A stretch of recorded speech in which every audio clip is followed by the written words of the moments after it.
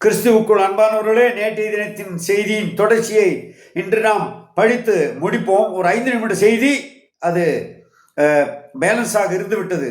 இன்றோடு அதை நான் முடித்து விடுகிறேன்.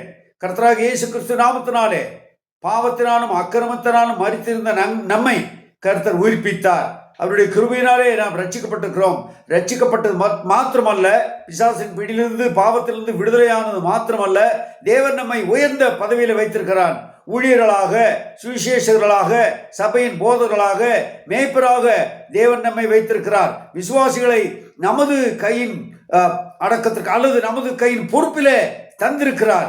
அருமையான தேவ பிள்ளைகளே, எதற்காக?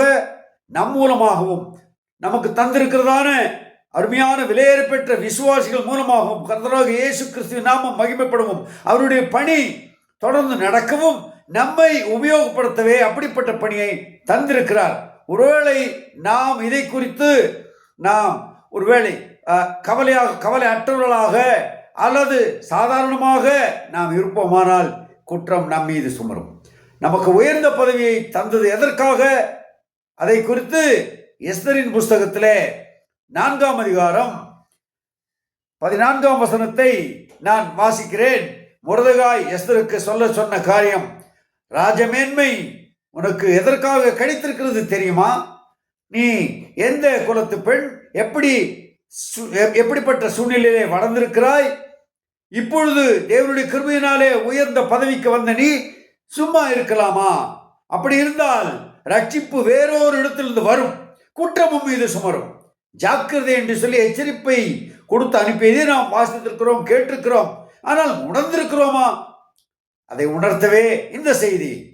அதை நான் வாசிக்கிறேன், பாருங்கள். எஸ்தர் 4ஆம் அதிகாரம் 14ஆம் வசனம்.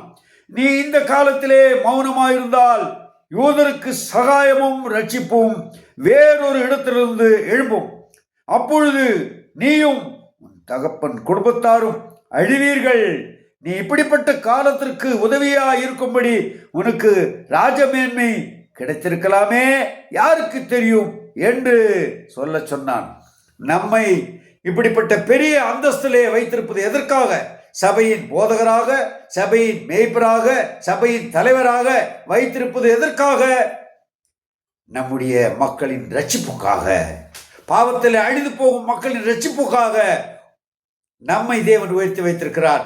நாம் சுவிசேஷ ஊழியர்களாகவும், மேய்ப்பராகவும், பாஸ்டராகவும், போதகராகவும், தலைவராகவும் இருந்து செயல்படவே தேவன் நம்மை அழைத்திருக்கிறார். நம்மோடு இருக்கும் நம்முடைய மந்தையை நம்மை போலவே தேவனுடைய ஊழியக்காரர்களாக, தேறினவர்களாக மாற்றவே தேவன் நம்மை வைத்திருக்கிறார். தேவன் நம்மை அப்படிப்பட்ட பொறுப்பிலிருந்து தொடர்ந்து நம்மை முன்னேற செய்யத்தக்கதாக கிருபை செய்வாராக. தேவன் தாமே நம்மை ஆசீர்வதிப்பாராக. ஆமேன், ஆமேன்.